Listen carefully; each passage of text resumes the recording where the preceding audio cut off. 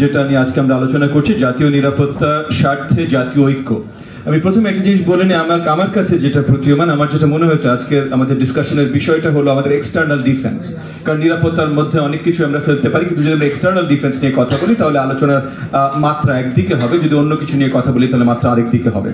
আমি জ্ঞান আমাদের ঐক্যমত নিয়ে যদি কথা হচ্ছিল, আমি বিশ্বাস করি যে জুলাই গণ আন্দোলন এবং গণ অভ্যুত্থানের পর আমরা সবাই একটা ঐক্যমতে পৌঁছেছি এবং ঐক্যমতে আছি যে আগামীতে বাংলাদেশের জনগণ যেন সবসময় গণতান্ত্রিক সরকার ব্যবস্থাটাই পায়। এই ঐক্যমতের ভেতরে আমাদের কিছু দ্বিমত পোষণ একে অপরের সাথে করতেই পারি। সামনে একটা নির্বাচনও আসছে, সেই নির্বাচনে কম্পিট করবার জন্য রাজনৈতিক দলগুলো কিছু দ্বিমত পোষণ করতেই পারে। কিন্তু এখানে একটা জায়গায় আসলে আমাদের সকলেরই একমত থাকা প্রয়োজন যে আমাদের এক্সটার্নাল ডিফেন্স যদি আমরা আসলে শক্তিশালী করতে চাই, তাহলে আমাদের মিলিটারি যার মানে যেই ইনস্টিটিউশনস আছে তাদেরকে একটা লেভেল অফ এম্পাওয়ারমেন্ট দরকার, তাদের ডিপলিটিসাইজেশন দরকার, তাদের মডার্নাইজেশন দরকার।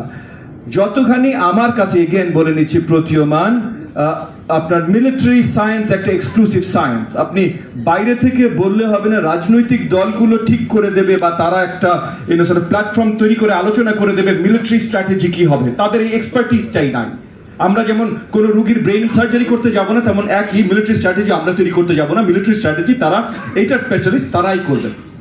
তো সেই জায়গা থেকে জাতীয় রাজনৈতিক দলের তরফ থেকে যে জিনিসটা আসা দরকার হলো আমরা ডেমোক্রেটিক ঐক্যমত, যে এই দেশের শাসন যেন সবসময় ডেমোক্রেটিক উপায়েই হয়।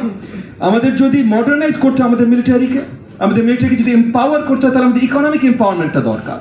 সো ওই যে পলিটিক্যাল ইকোনমি নিয়ে কথা বলেছিলেন প্রফেসর ইমতিয়াজ, পলিটিক্যাল ইকোনমি, আমাদের ইকোনমি কিভাবে আমরা স্ট্রেনথেন করবো, যেই জায়গাটায় এই মুহূর্তে আমরা যেখানে দাঁড়িয়ে আছি সেখানে সবচেয়ে বেশি গুরুত্বপূর্ণ হলো স্টেবিলিটি নিয়ে আসা।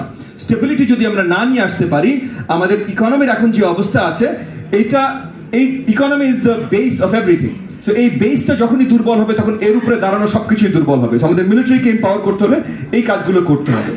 এবং আমাদের ফরেন পলিসিতে হয়তো একটা ঐক্যমত থাকতে হবে, কারণ আজকে জিওপলিটিক্যালি কি হচ্ছে, রিজিওনাল রাজনীতিতে কি হচ্ছে, ওই যে চায়না কন্টেইনমেন্ট নিয়ে কথা হলো, আমাদের প্রতিবেশী ইন্ডিয়া আছে তাদের নিয়ে কথা হলো।